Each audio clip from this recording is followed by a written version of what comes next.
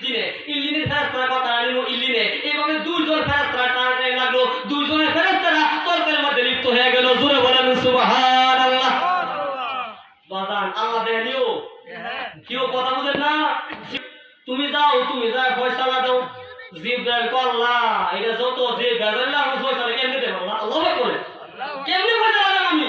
এবার আল্লাহ শিখাই দিলেন, আল্লাহ বাতা দিলেন। আল্লাহ বলে, হে জিব্রাইল তুমি যা ফয়সালা দাও। সে তার এলাকা থেকে আমার ওলির দরবারে সে রওনা দিছে।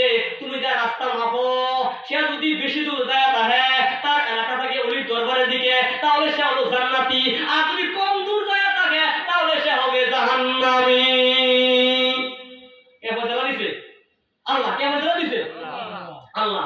এবার জিব্রাইল এসে আল্লাহর ফেরেশতা এসে মক্কাতে লাড়িলে কি হতেছে? মক্কাতে বাজান গেছে মাত্র একটু। কোথায় গেছে? শরীয়তের দৃষ্টিতে গেছে মাত্র একটু, বাহ্যিক দৃষ্টিতে গেছে মাত্র একটু। আল্লাহ কহে রাস্তা তুমি প্রশস্ত হয়ে যাও। কি হয়ে যাও?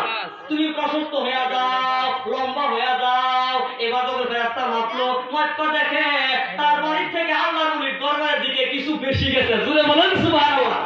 কোথায় গেছে? বেশি গেছে। আল্লাহর আল্লাহর ওলির ইজ্জতে আল্লাহ তার গুনাহ ক্ষমা করে আল্লাহ তার জান্নাতি বানাই দিয়েছে। জোরে বলেন সুবহানাল্লাহ। তার কারণে আল্লাহর ওলির মুহাব্বত করার কারণে, আল্লাহর ওলির দরবারে যায় তওবা করার নিয়ত করার কারণে আল্লাহর ওলির সম্মানে, আল্লাহর ওলির ইজ্জতে আল্লাহ ওই কবিকে ওই কবিকে গুনাহ থেকে মুক্ত করে আল্লাহ তারে নেককার বানাই দিলেন। জোরে বলেন সুবহানাল্লাহ। বাজান তাহলে আল্লাহর ওলির দরবারে আসলে বসলে লাভ হবে না লস হবে? জোরে বলেন লাভ হবে না লস হবে?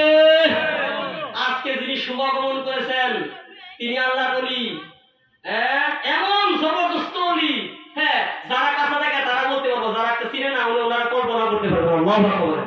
গুলমদিনার দরবারে আসলে মুর্শিদ কেবলা ওনারে বসায় গেছে। গুলমদিনার প্রদীপ ওনার মাধ্যমে সারা পৃথিবীতে আলোকিত করবে। জোরে বলেন আল্লাহু আকবার। কথা বলেন ঠিক কিনা?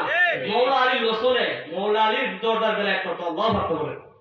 এই জন্য আমরা যারা গুলমদিনার বয়াত নিছি, ওনার হাতে বয়াত রাসূল গ্রহণ করেছে, আমাদের জীবন ধন্য, আমাদের তকদীর ভালো। আল্লাহু আকবার। আর যারা আলেমাদের প্রেমিক, যারা পাক পণ্ডিতের প্রেমিক,